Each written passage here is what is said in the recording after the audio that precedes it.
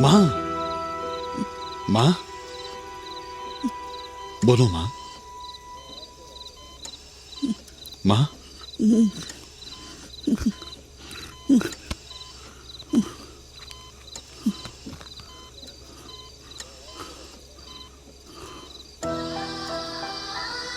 बोलो माँ, माँ कुछ कहना है? बोलो, क्या? माँ बोलो ना, माँ, क्या हुआ माँ? माँ, माँ बोलो ना, माँ बोलो, कुछ कहना है?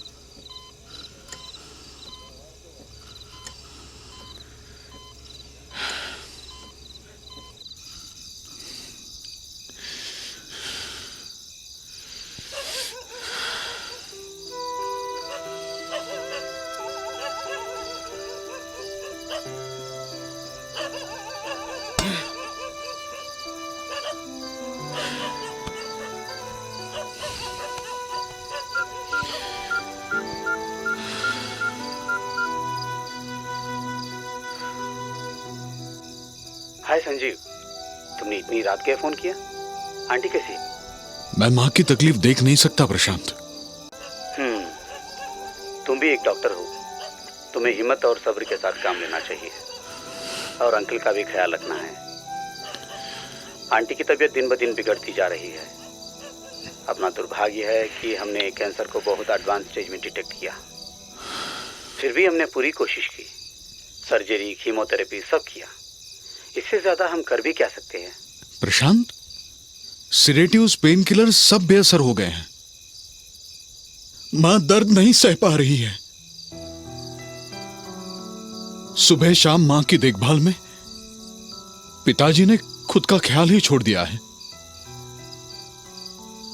अगर उन्हें कुछ हो गया तो मैं तुम्हारा दर्द समझ सकता हूं Sanjeev. Control yourself, control yourself.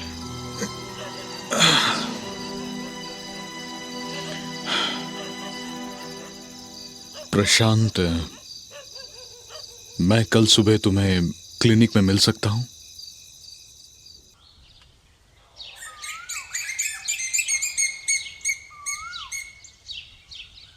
Morya Morya मी बाळताने तुझीच सेवा करताय जाणे न्याय मध्ये फुटन फुटी मोरेश्वरा बा तू घाल पोटी. हां.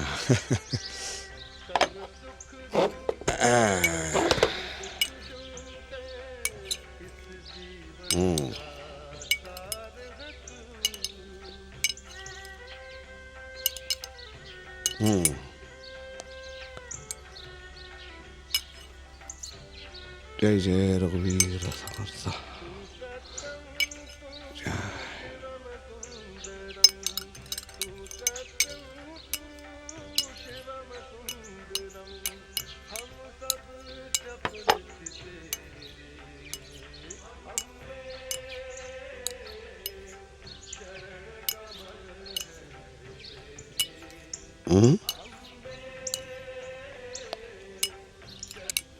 संजीव, संजीव बेटा, क्या सोच रहे हो? माँ को वापस घर ले आए हैं ना? हाँ, अब सब भगवान के भरोसे छोड़ दो. अपने बीच ठीक हो जाएगी वो. मैं मां की हालत और बिगड़ते हुए नहीं देख सकता पिताजी।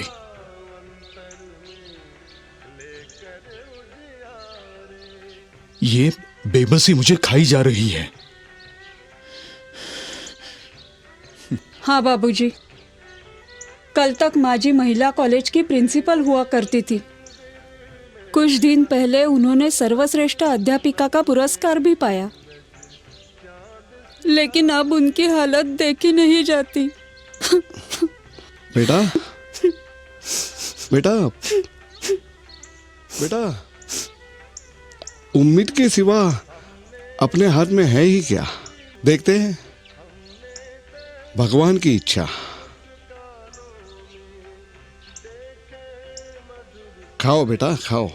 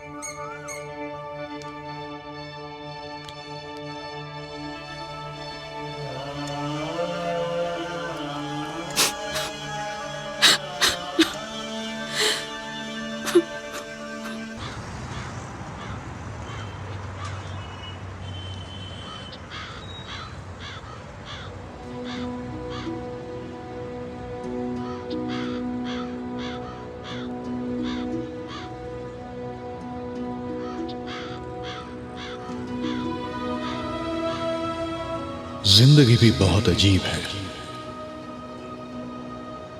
मुझे किस मोड़ पर लाकर खड़ा कर दिया। अच्छा होता अगर मैं डॉक्टर नहीं होता।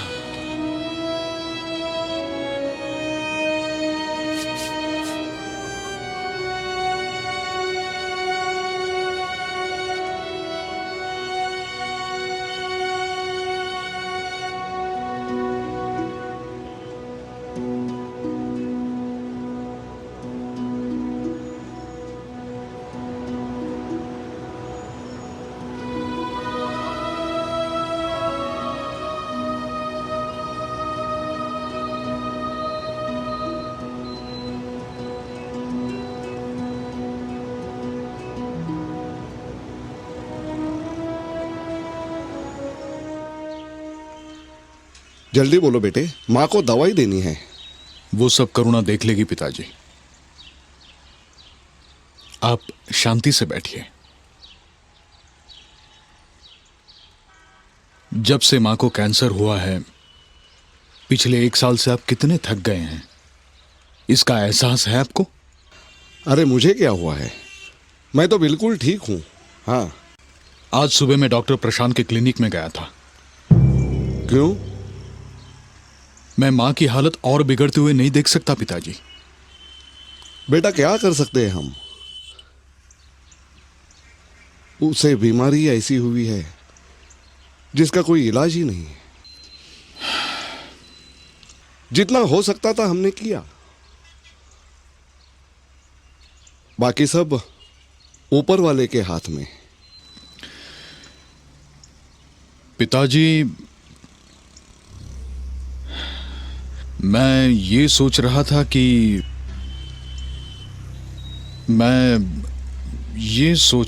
कि हाँ, कहो बेटे कहो। क्या डॉक्टर ने माँ को अमेरिका ले जाने के लिए कहा है? ठीक है, मैं गांव का घर, खेत सब बेच दूंगा। नहीं हाँ? नहीं नहीं पिताजी, नहीं, ऐसी कोई बात नहीं है। हमने मां के कैंसर का जो इलाज करवाया है वो इस देश का सबसे बेहतरीन है। क्या आप ये जानते हैं कि जरूरत पड़ने पर अक्सर डॉक्टर प्रशांत ईमेल, इंटरनेट और फोन के जरिए एक्सपर्ट अमेरिकन डॉक्टर्स से चर्चा करते थे और अब भी कर रहे हैं।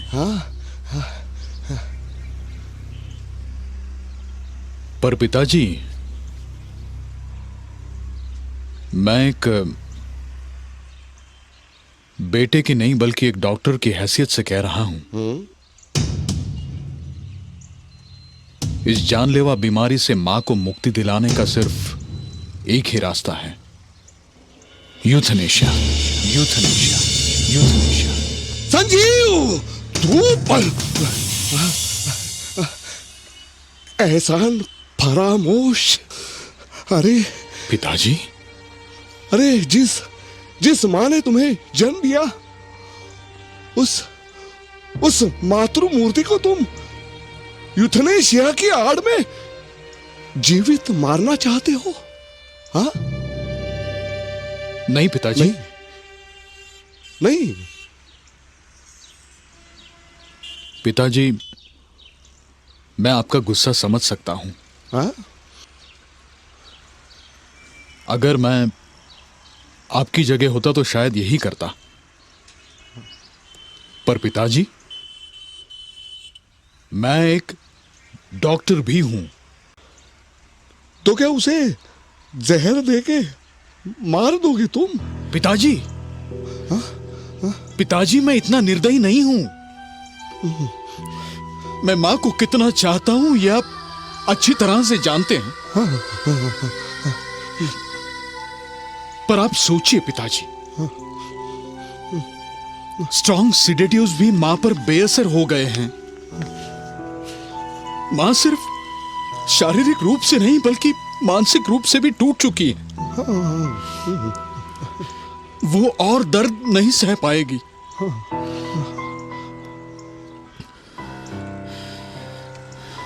और पिताजी,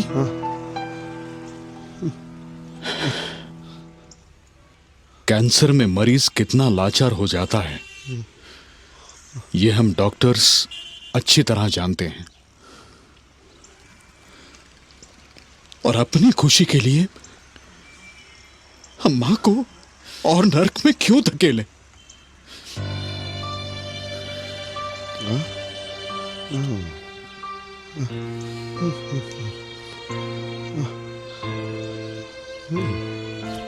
नहीं नहीं नहीं।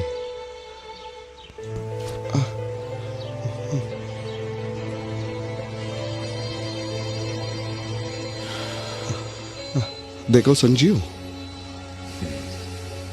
संजीव अब तुम मां की चिंता छोड़ दो। जब तक मैं जिंदा हूं, मेरी आखिरी सांस तक मैं उसकी सेवा करता रहूंगा।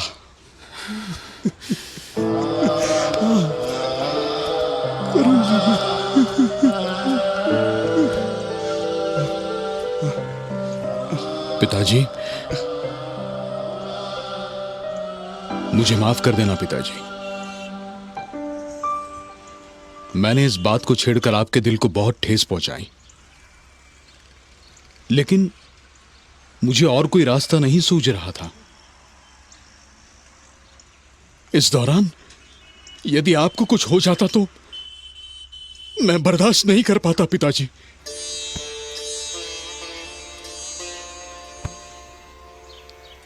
हाँ बाबूजी, माँ जी कई दिनों से बिस्तर पे है, उन्हें होश भी नहीं रहता।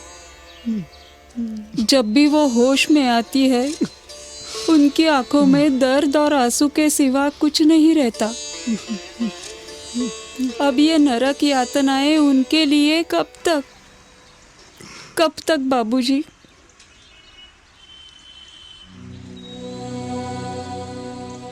तो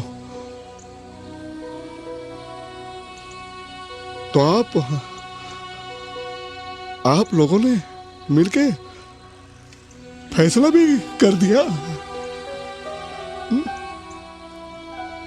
संजीव, अरे अनंता तुम्हारा भाई जो न्यूजीलैंड में रहता है, वो भी यही चाहता है। आप हमें गलत समझ रहे हैं पिताजी। ऐसा मत सोचिए कि इस जमाने की हर औलाद निर्दयी होती है। पिताजी, मैंने तो भाई से इस बात का जिक्र तक नहीं किया।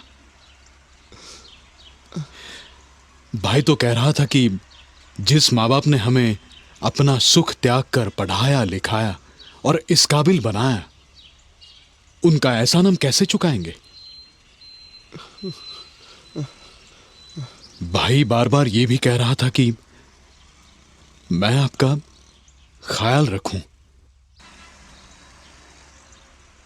हाँ पिताजी, हाँ।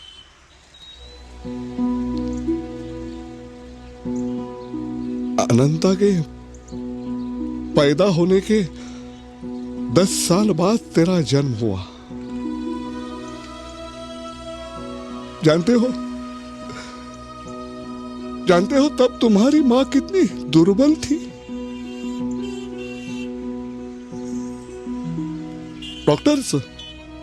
डॉक्टर्स इस प्रेगनेंसी को टर्मिनेट करने तक की सोच रहे थे, क्योंकि तुम्हारी मां की जान को खतरा था। फिर भी वैसे ही हालत में वेदवती ने तुम्हें जन्म दिया। संजीव,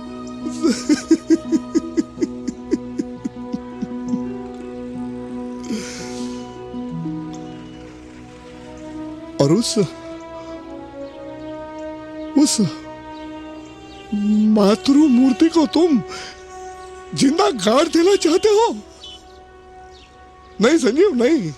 अरे डॉक्टर जान देता है, लेता नहीं है।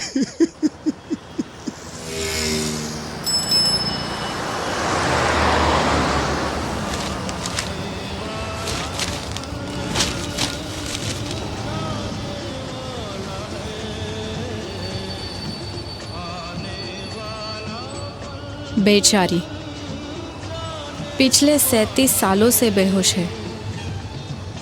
पता नहीं उस दिल पर क्या बीत रही होगी। डॉक्टर के अलावा ऐसे मरीज की हालत को कोई नहीं जान सकता। आश्चर्य की बात यह है कि सुप्रीम कोर्ट ने भी ऐसे मरीज को जो 37 साल से करीब न हिल सकती है न बोल सकती है, यूथनेसिया की रजामंदी से इनकार कर दिया। एंड सरप्राइजिंग, उस अस्पताल के स्टाफ ने केस जीतने के बाद वुमेंस डे के गिफ्ट के नाम पर आपस में मिठाई तक बांट ली। हम ये सोचते हैं कि मरीज जिंदा है, लेकिन वो किस नरक से गुजर रहा है ये कोई अंदाजा नहीं लगा सकता। सही कह रहे हो। यूथनेशिया का मतलब मर्सी किलिंग है ना? हाँ, सुप्रीम कोर्ट ने यूथनेशिया के लिए रजामंदी दे दी, तो क्या लोग उसका नाजायज फायदा नहीं उठाएंगे? तुम ठीक कहती हो। अमेरिका में केवरकियन नाम के एक पैथोलॉजिस्ट ने मर्सी किलिंग के नाम पर बहुत सारे लोगों को उन्हीं की रजामंदी से मार डाला। और एक कदम आगे चलकर उस डॉक्टर ने इन हत्याओं को टीवी पर टेलीकास्ट भी कराया। My goodness. एक रोगी के दोस्त के पिटीशन पर अमेरिकन कोर्ट ने उस पैथोलॉजिस्ट को 25 साल की सजा सुनाई। अच्छा ये बताओ, आपके दोस्त के माँ की तबीयत कैसी है अब? बिल्कुल ठीक नहीं है। संजीव कल क्लिनिक आया था, वो बहुत दुखी है। मर्सी किलिंग के कुछ नियम होते हैं क्या? मरीज अपने आखिरी वक्त पे खुद अपनी मौत के लिए डॉक्टर से विनती करता है, जानते हुए कि वो और दर्द सह नहीं पाएगा और ज़्यादा दिन नहीं जिएगा। अगर वो होश में नहीं है तो उसकी तरफ से उसका केयर टेकर मर्सी किलिंग की मांग कर सकता है। संजीव की माँ ने थोड़े ही दिन पहले मुझसे अस्पताल में बात की थी। वो कह रही थी अब वो यूथनेसिया के लिए तैयार है और वो कागजों पर दस्तखत भी करेगी। तो मैंने बात को टाल दिया। मर्सी किलिंग दुनिया के 1-2 देशों को छोड़कर बाकी के देशों में गैर कानूनी है। रजामंदी के लिए कोर्ट और कचहरी के चक्कर लगाते लगाते सालों गुजर जाते हैं।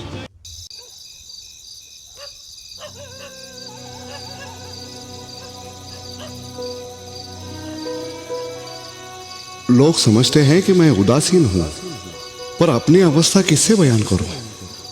देखा वेदवती, तुम्हारा बेटा तुमसे कितना प्यार करता है और मैंने उस पर हाथ उठाया क्योंकि उसने जो कहा वो सच है। ये होना चाहिए, लेकिन मन नहीं मानता। वेदवती, मेरा मन नहीं मानता। तुम्हारी हालत भी मैं नहीं देख सकता। क्या करूं मैं, क्या करूं? तुम्हें लगता है मैंने गलती की है? बहुत सोचने के बाद मैंने ये फैसला किया है। अपने दिल को पत्थर बना लिया। बस अब मां के लिए और कोई दुख नहीं, बस कोई दुख नहीं।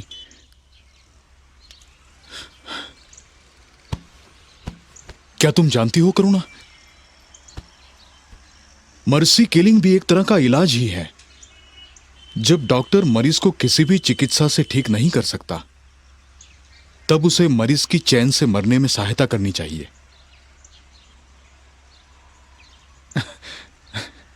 नहीं, ये मेरे शब्द नहीं हैं।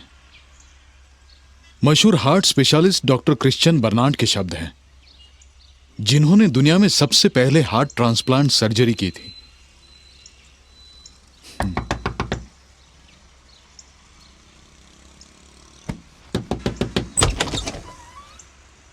पिताजी आप? संजू बेटा, बेटा तुम्हारी माँ ठीक तरह से सांस नहीं ले पा रही है। मुझे कुछ घबराहट हो रही है। हाँ। पिताजी शायद ऑक्सीजन सिलेंडर बदलना पड़ेगा। करुणा आओ। हाँ, चलो चलो।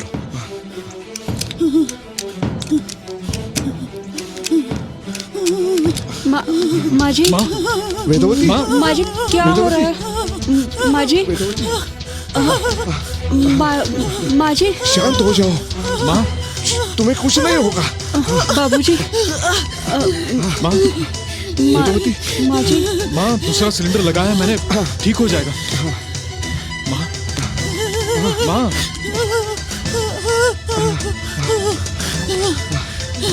बाबूजी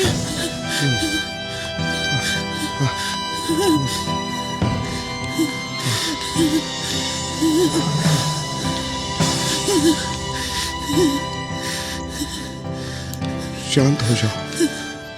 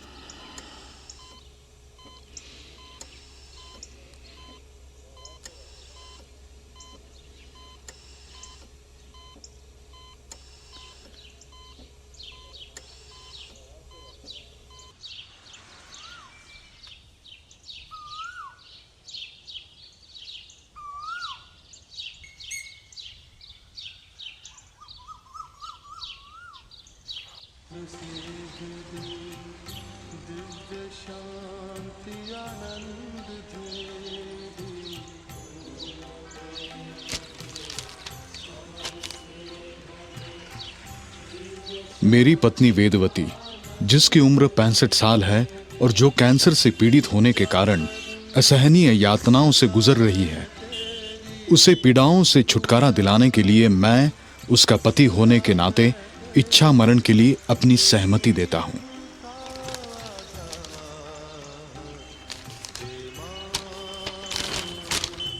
आगे जाकर अगर मैं इसी तरह की हालत से गुजरता हूं तो मेरे द्वितीय पुत्र डॉक्टर संजीव को मुझ पर इच्छा मरण के प्रयोग की रजामंदी देता हूं।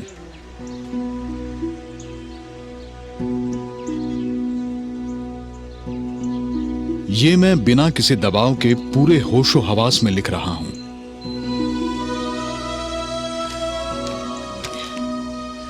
पिताजी, पिताजी, पिताजी, ये क्या है?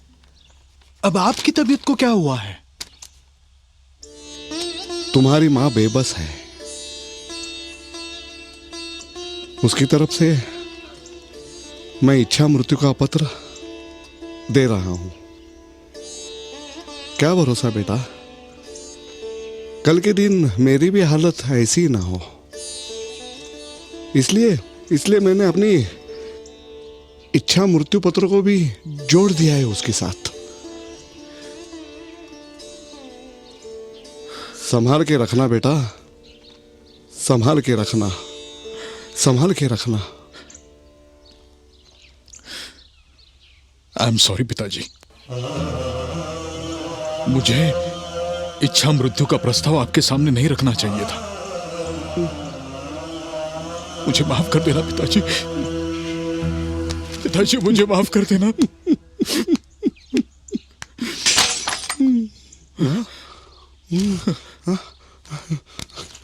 माँ,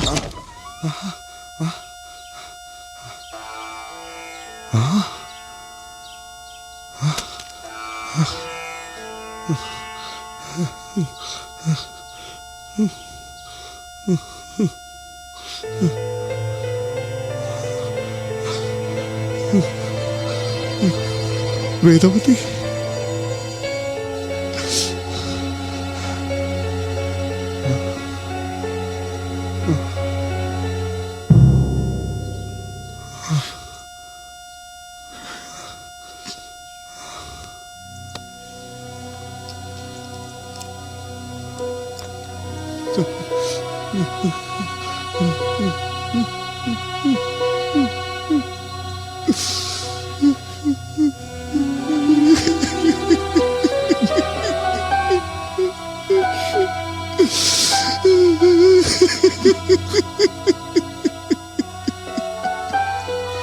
माँ जी,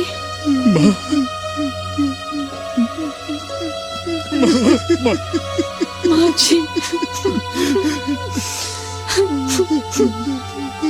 माँ जी, वेदवती, वेदवती, वेदवती।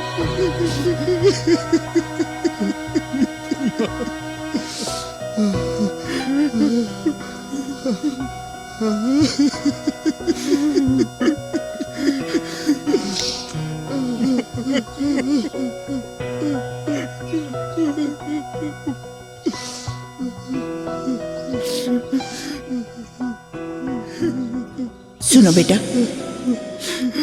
हमेशा दूसरों की भलाई करना, तब जाकर अपना भला भगवान करेगा। ठीक है माँ।